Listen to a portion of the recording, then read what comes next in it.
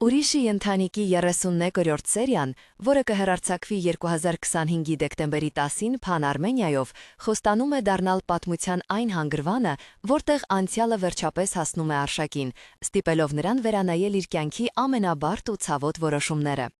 Սերիայի առաջին իսկ րոպեներից զգացվում է ներսից այրող լարվածությունը, որը ստեղծողները հմտորեն փոխանցում են հանդիսատեսին։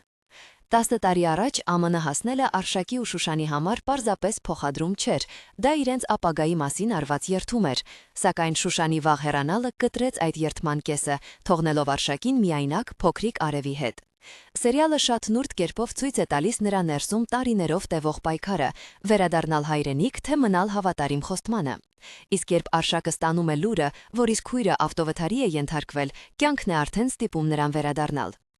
Ինձ հատկապես տպավորեց, թե ինչպես է սերիալը պատկերում գաղափարը, որ երբեմն կյանքը ավելի ուժեղ է, քան մարդու կամքը։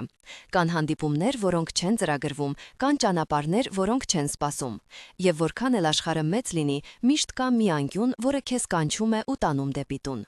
Այդ անկեղծությունն է, որ նոր սերիան դարձնում է իսկապես սպասված ու հուզիչ։